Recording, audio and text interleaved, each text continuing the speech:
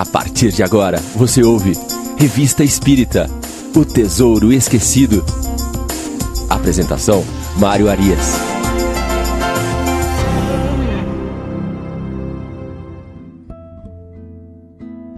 Olá, amigos da Rádio Idefran, estamos de volta com Revista Espírita, O Tesouro Esquecido.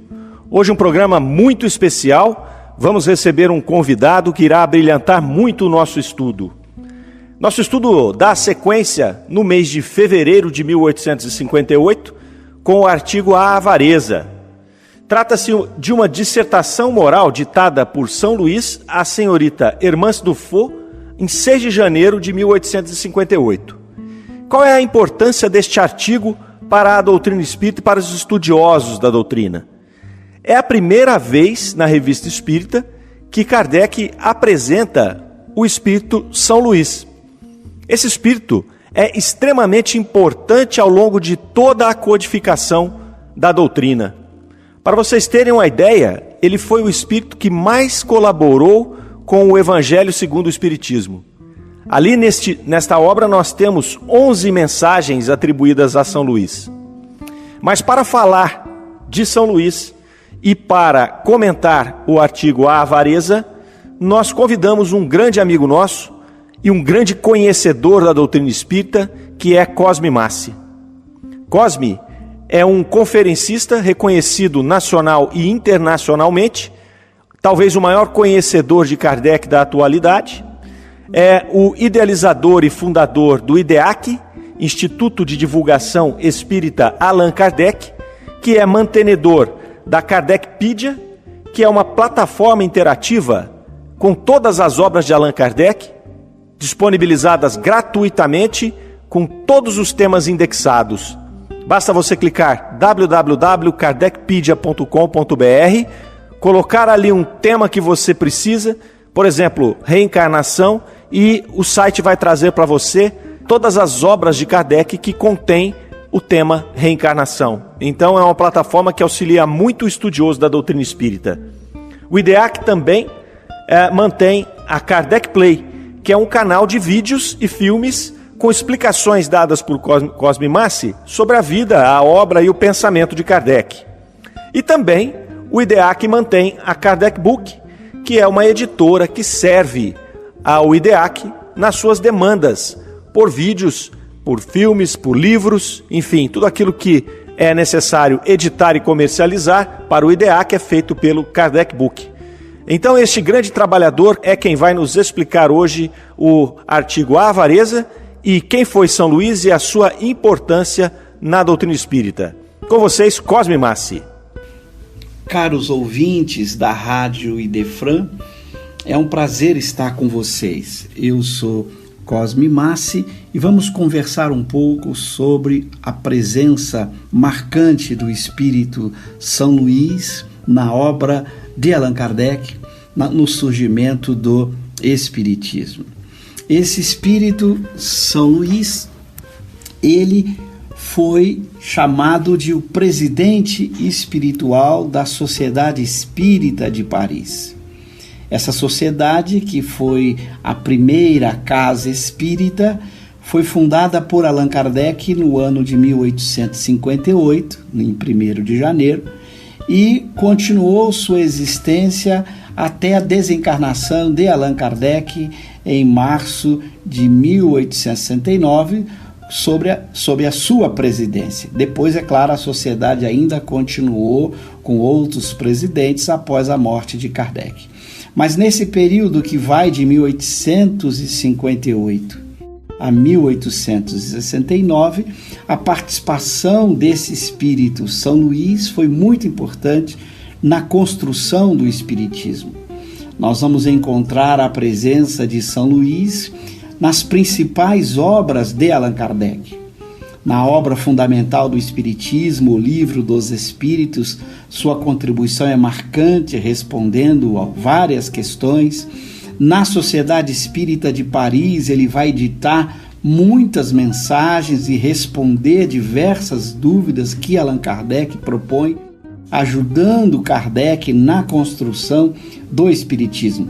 Por isso nós vamos encontrar também uma participação ativa dele, não apenas no Livro dos Espíritos, mas também em O Livro dos Médiuns, no Evangelho segundo o Espiritismo, no Céu e Inferno, e na Sociedade até dezembro de 1868 nós encontramos mensagens do Espírito São Luís, atuando assim de forma admirável como presidente espiritual da Sociedade Espírita de Paris. Kardec era o presidente encarnado da sociedade. São Luís era do lado de lá, do lado dos espíritos, este presidente espiritual que comandava fortemente, com uma atuação muito firme, a Sociedade Espírita de Paris do ponto de vista espiritual.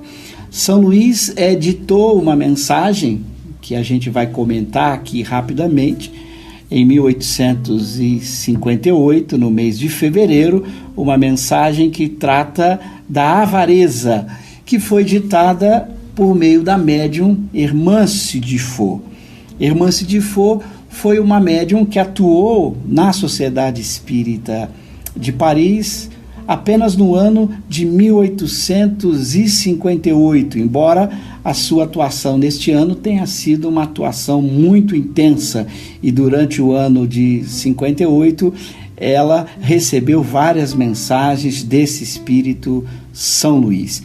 Hermance, depois de 58, ela desaparece praticamente do cenário espírita até o ano de 1878, embora ela tenha enviado no ano de 1862, e Kardec publicou na revista, uma receita mediúnica. Mas a sua atuação no movimento espírita, produzindo e recebendo mensagens na Sociedade Espírita de Paris, foi apenas durante esse ano de 1858.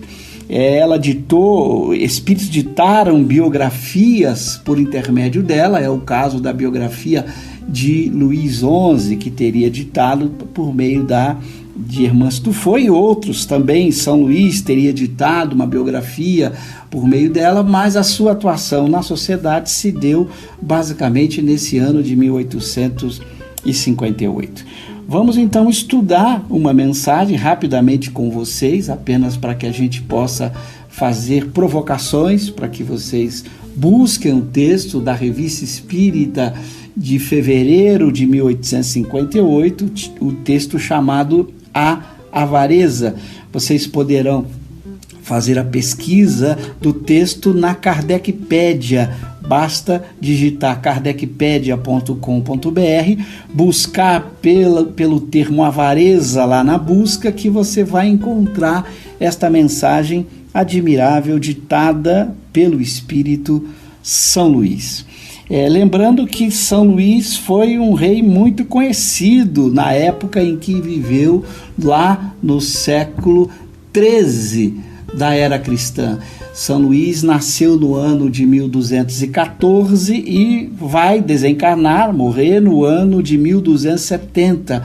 Portanto, foram 56 anos vivendo na França. A partir dos 18 anos, ele assume a condição de rei da França, sendo considerado por muitos um rei justo e bom. Ele construiu inúmeros hospitais, leprosários, orfanatos, escolas. Ele era conhecido como um rei que praticava o amor e a caridade, um rei verdadeiramente cristão. É claro, lembrando que ele viveu lá no século XIII, onde ele participou ativamente de várias cruzadas. Então ele seguia aquilo que era a concepção cristã à época, mas ele procurava dar exemplos de vida como sendo um rei justo e bom. Tanto é que ele fora muito admirado pelo povo francês naquela época e em épocas vindouras. São Luís foi homenageado em várias partes do mundo, com nomes, inclusive, de cidades. Nós temos o nome lá nos Estados Unidos da cidade de St. Louis, e no Brasil nós temos o nome da cidade de São Luís do Maranhão. Homenagens que foram feitas a esse rei admirável que foi canonizado como santo pela Igreja, pelos seus feitos de amor, de caridade, pela sua prática da justiça e de sua visão cristã. Então esse espírito, como presidente da Sociedade Espírita de Paris, vai ditar então essa mensagem sobre a avareza de que estava falando em fevereiro de 1858, que eu gostaria simplesmente aqui de fazer alguns comentários, de levantar algumas provocações para aqueles que desejarem mergulhar com mais profundidade depois nesta mensagem. A mensagem tem duas partes. Na primeira parte nós vamos encontrar os chamados benefícios daquilo que constitui um homem não avarento, aquele que abre mão da avareza. Que benefícios isso traz para ele e para outras pessoas? E São Luís faz isso por meio de uma espécie de história ou de parábola em que ele compara a vida de dois filhos que recebeu herança do seu pai na forma de trigo, de alqueires de trigo. Então ele vai fazer uma comparação do que esses dois filhos estariam fazendo com a herança recebida. Um simplesmente pegou o trigo recebido e guardou em celeiro, mantendo esse trigo lá preservado só para si. O outro, ao receber este punhão de trigo, ele distribui uma parte desse trigo ao encontrar-se com alguém muito necessitado, então ele dá uma parte desse seu trigo para esta pessoa necessitada que passava dificuldades. Então esse é o enredo da situação dos dois filhos, um guardando, que é o avarento, que guarda exclusivamente para si a riqueza que ele conservou, ou que ele obteve, e o outro que não é o avarento, que pega parte da sua riqueza e distribui com aqueles que também precisavam, que passavam por necessidades. E nesta pequena parábola, São Luís então mostra o desfecho que vai acontecer com esses dois indivíduos. Vem uma praga, uma seca muito grande, muita fome, e aquele indivíduo que tinha guardado todo o seu trigo no celeiro, quando ele vai ao celeiro, não tinha mais nada, tudo tinha virado pó. E aquele outro que tinha plantado o seu trigo, a metade do que receber ele plantou e a outra metade ele doou, o seu campo também, que ele havia plantado, tinha secado completamente pela seca. Mas quando ele achava que ele também estaria na mesma situação do seu irmão avarento, ele acaba sendo atendido por aquele mendigo, por aquela pessoa que ele havia assistido, que o convida então a conhecer o que ele fez com o trigo que ele recebeu. Ele havia plantado e transformado aquele trigo numa quantidade muito maior, diz o texto São Luís, 5 vezes mais do que ele havia recebido, e ele então devolve ao irmão que havia lhe dado o trigo recebido, fazendo com que ele pudesse viver, matar a sua fome e viver sem necessidades. Então aí São Luís, nessa primeira parte da mensagem, procura evidenciar as vantagens para aquele que não é avarento, para aquele que pratica com os bens recebidos a virtude do amor e da caridade. Como na parábola dos talentos, muito bem proposta por Jesus, da multiplicação dos talentos a benefício de todos, não guardando só para si o bem conquistado, mas é capaz de dar a esse bem um impulso maior ao partilhar o bem com outras pessoas que dele necessitam. Então esse é o papel que São Luís vai evidenciar na primeira parte do seu texto. Esse é o papel da riqueza, quer dizer, a riqueza surge em nossas mãos para que possamos multiplicá-la a benefício de todos, para que a gente possa fazer com que a riqueza seja um bem maior para a comunidade e não apenas um bem para o avarento egoísta que só pensa em si mesmo. Então a primeira parte do texto de São Luís é essa parábola admirável, mostrando o valor daquele indivíduo que não é avarento, que pratica a caridade, que faz com que os seus bens sejam multiplicados para todos. Na segunda parte da mensagem, agora ele não usa mais esse estilo de parábola, mas ele é mais poético, destacando o outro lado agora da questão.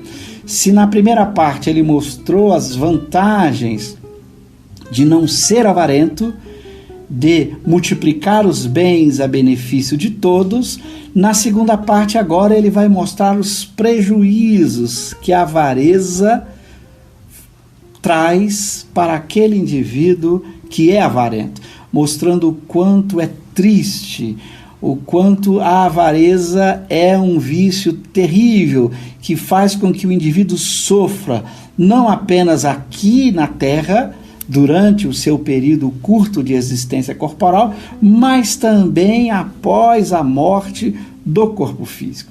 E de uma forma poética, descrevendo esse estado de sofrimento que o avarento passa na terra e após a morte do corpo. Então, na beleza poética, São Luís vai apresentando para a gente um estado triste, para que a gente possa refletir sobre os prejuízos da avareza, buscando cada um de nós enfrentá-la no nosso dia a dia.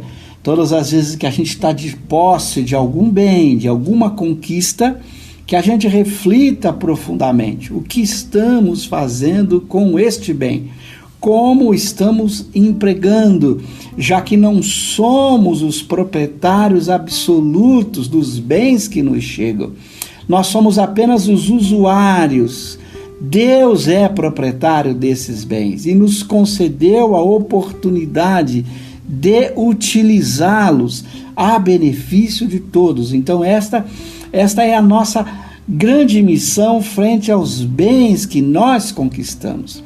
Fazer um bom uso deles para que possamos ter na terra uma vida tranquila, recebendo a gratidão, a prece daqueles a quem ajudamos, porque todas as vezes que multiplicamos os bens a benefício dos outros, nós ganhamos também os pensamentos de gratidão, as preces de amor, de respeito, de admiração daquelas pessoas que receberam o nosso apoio, o nosso auxílio.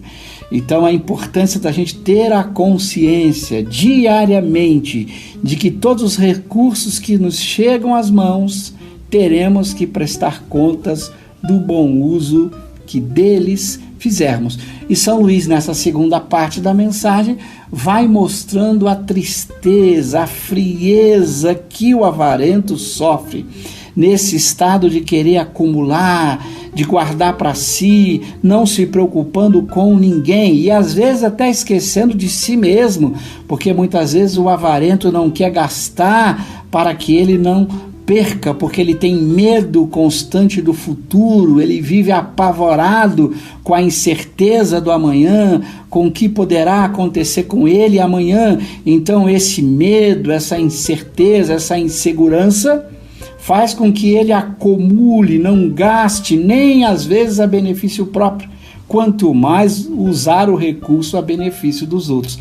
A avareza é uma demonstração da falta de confiança em Deus, nas leis naturais, na falta de certeza de que há um futuro melhor amanhã, seja na própria vida material ou então na vida após a morte. Então, o avarento, tendo esse medo, essa insegurança, ele não confia em Deus, ele esquece que Deus é justo e bom e ele passa então, por medo, acumular, não gastar na incerteza quanto ao amanhã.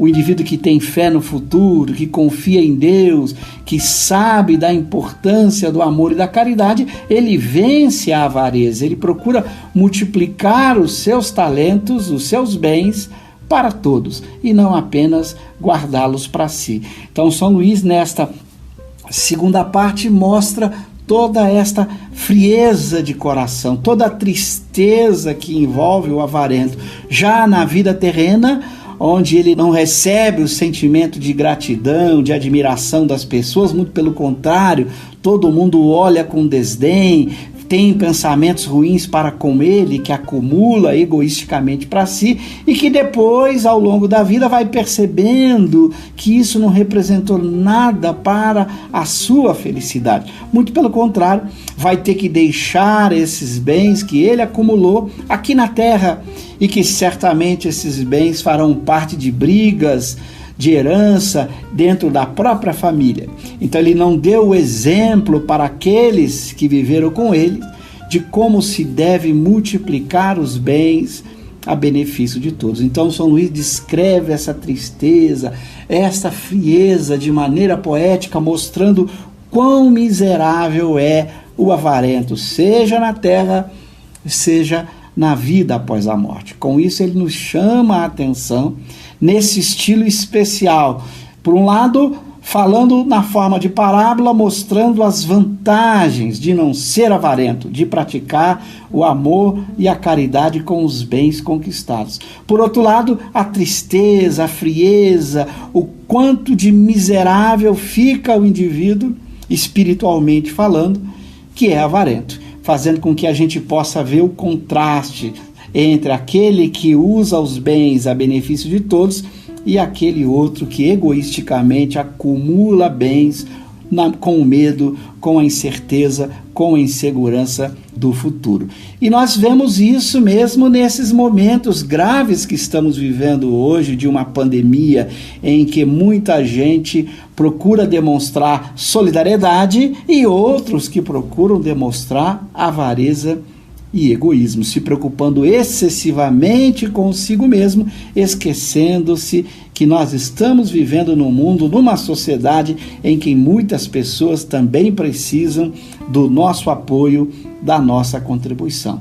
Então, que a gente veja nessa mensagem de São Luís um convite à prática do amor e da caridade, e que a gente possa conquistar bens, mas conquistá-los de forma a multiplicá-los a benefício de tantas pessoas que precisam do nosso apoio, da nossa ajuda. Então, esse convite à caridade, mostrando os prejuízos que a avareza traz para o avarento. Então, São Luís nos deixa essa mensagem em fevereiro aí de 58, para que a gente reflita naquilo que estamos fazendo com os bens que recebemos por empréstimo de Deus, já que não somos os proprietários absolutos dos bens da terra, somos apenas os usuários que terão que prestar contas a Deus dos bens que conquistaram e que receberam. Muito obrigado a vocês aí pela atenção e que convido vocês que continuem estudando a obra de Allan Kardec, estudando o Espiritismo, e vocês têm aí à disposição para pesquisar, para estudar de forma gratuita a Kardecpédia, onde vocês encontram essas mensagens, esses textos. Inclusive lá na Kardecpédia você poderá estudar inclusive um pouco mais sobre a biografia de Hermance Dufour. Um grande abraço a vocês e até uma outra oportunidade. Nós agradecemos a participação de Cosme Massi, esperamos contar com ele em outras oportunidades no nosso estudo. E apenas para complementar esta brilhante apresentação, tanto de São Luís quanto do artigo feita por Cosme, eu gostaria de citar uma observação feita por Kardec no final deste artigo. Kardec vem dizer: ouvindo o fim dessas eloquentes e poéticas palavras, estávamos surpreendidos por ouvir São Luís falar da eternidade dos sofrimentos, quando todos os espíritos superiores são concordes em combater tal crença, quando as últimas palavras, abre aspas, para te punir, Deus quer que assim o creiais, fecha aspas, tudo explicaram. Nós as reproduzimos nos caracteres gerais dos espíritos da terceira ordem. Com efeito, quanto mais imperfeitos os espíritos, mais restritas e circunscritas as suas ideias. Para eles, o futuro está vago, não o compreendem. Sofrem, seus sofrimentos são longos, e para quem sofre há muito tempo, isto é sofrer sempre. Esse próprio pensamento é um castigo. Então vejam que Kardec coloca aqui que eles se surpreenderam quando viram na última frase São Luís dizer: sofre, sofre sempre, teu suplício não terá fim. E aí eles falaram: poxa, São Luís está indo contra o que todos os espíritos superiores vêm dizer a respeito das punições eternas, quando ele diz aqui: teu suplício não terá fim. Mas aí São Luís conclui, não é? Para te punir, Deus quer que assim o creias. Então, esses espíritos da terceira ordem, por sofrer ao longo de muito tempo, imaginam que, como ele coloca aqui, sofrer muito tempo é sofrer sempre. Então vejam que Kardec vai, inclusive, em dissertações do próprio São Luís, nós já dissemos aqui do Espírito de Verdade, ele vai a fundo, ele vai entender o pensamento do Espírito, ele vai buscar ali contradições. Existe alguma contradição? Se existir uma contradição, ela deve ser alguma situação de entendimento, né? Porque um espírito superior não iria se contradizer, e nem contradizer outros espíritos da mesma ordem. E aí Kardec coloca o seguinte: no próximo artigo, citaremos fatos de manifestações que poderão nos esclarecer quanto à natureza dos sofrimentos de além-túmulo. E aí ele vai nos trazer uma palestra de além-túmulo, e esta palestra é dada pela senhorita Claire D, e é uma evocação. Ele faz aqui uma nota informando: a senhorita Claire D, interessante menina, falecida em 1850, aos 13 anos de idade, desde então ficou como o gênio da família, por quem é evocada com frequência e para quem dá um grande número de comunicações do mais alto interesse. A palestra que damos a seguir ocorreu entre nós a 12 de janeiro de 1857, por intermédio de seu irmão, que é médium. Começa então a evocação. Pergunta número 1.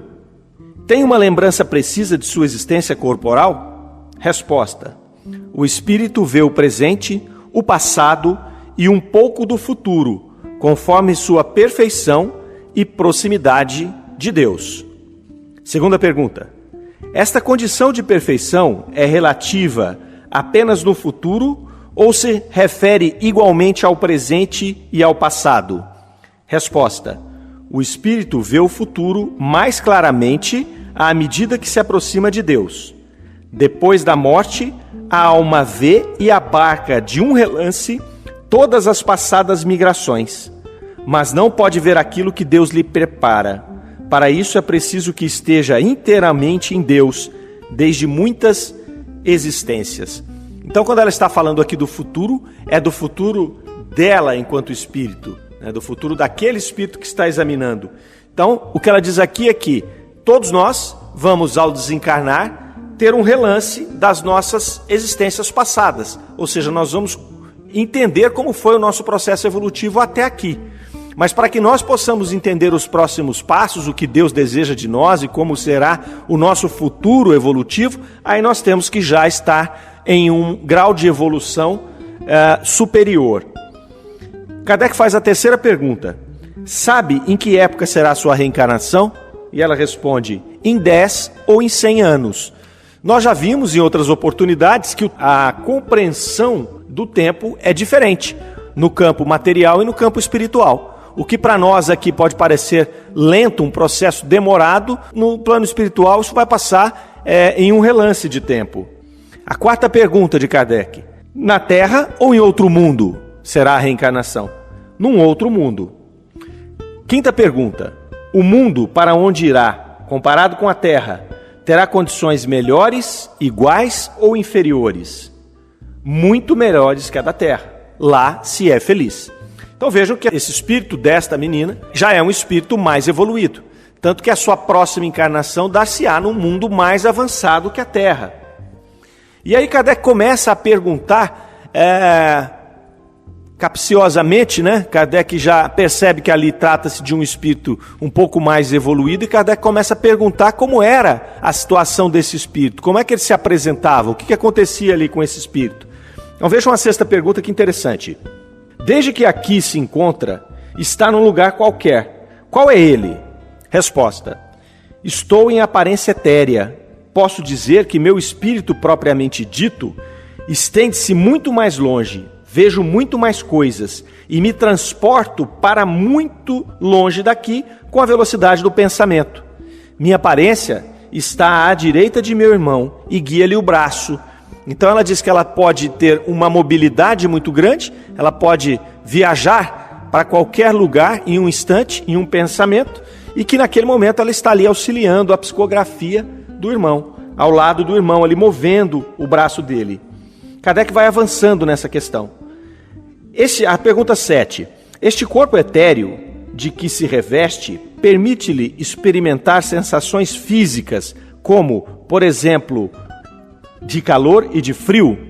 Resposta: quando me lembro muito de meu corpo, sinto uma espécie de impressão, como quando se tira um manto e se fica com a sensação de que, por algum tempo, ainda se está com ele. Então aqui Kardec chega no ponto em que ele queria para explicar aquele sofrimento que São Luís menciona no artigo anterior, no Avareza. Aquele sofrimento que o espírito tem após o desencarne. Então são essas impressões do nosso corpo físico que vão dar esta sensação de sofrimento, porque o espírito não vai sofrer as nossas dores materiais. Mas como a senhorita Claridê aqui explica nesta comunicação, quando você se lembra do corpo, e no caso de espíritos menos evoluídos, nós estamos muito próximos da nossa condição material, nós vamos ter essas sensações. E ela coloca aqui, é como se você está com uma capa há muito tempo, você fica a impressão, mesmo depois de tirá-la, que você ainda está com ela. Né? Isso acontece com a gente, às vezes, quem usa óculos. Né? No meu caso, eu uso óculos, quando eu tiro o óculos, muitas vezes eu tenho a sensação que eu estou de óculos ainda. Eu vou pegar o óculos e eu já não estou mais com ele. Então, imagine, espiritualmente é isso que acontece. E aí Kardec faz mais algumas perguntas com relação a essa situação desta viagem tão rápida a partir do pensamento. Olha que interessante a pergunta número 8. Disse que pode transportar-se com a velocidade do pensamento. O pensamento não é a própria alma que se desprende de seu envoltório? E ela diz, sim. Pergunta 9. Quando o seu pensamento se dirige a alguma parte, como se dá a separação de sua alma? Então ele queria saber aqui o seguinte, bom, você disse que viaja, então você está aqui em Paris e você pode viajar para a África, por exemplo. Como é que se dá a separação, uma vez que é o espírito que vai? Olha a resposta. A aparência se esvai, o pensamento vai só. E aí um pouco na frente, na pergunta número 11, ele vai dizer, mas como age esse pensamento? Não age sempre por meio da matéria? Não. 12. Quando sua faculdade de pensar se destaca, você não age então por meio da matéria? Resposta: a sombra se esvai e reproduz-se onde o pensamento a guia. Então olha que interessante, ela está dizendo, ela já estava numa situação onde o perispírito dela provavelmente, aí uma especulação minha, era já composto por uma matéria mais sutil, a ponto de ela se transportar, como nós demos o exemplo, de Paris para a África. Então, como se ela dissolvesse ali o perispírito e ele se remodelasse no local quando ela chegasse por lá. Então, ela carrega aquilo com muita facilidade, com muita tranquilidade ali.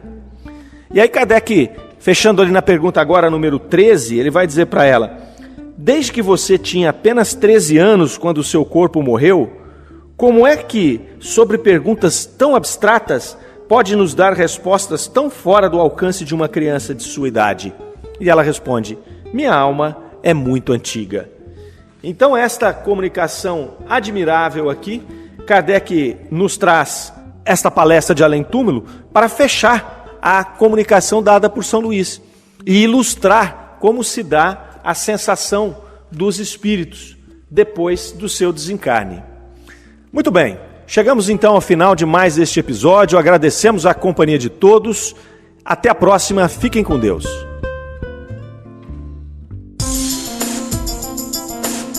Você ouviu Revista Espírita, O Tesouro Esquecido.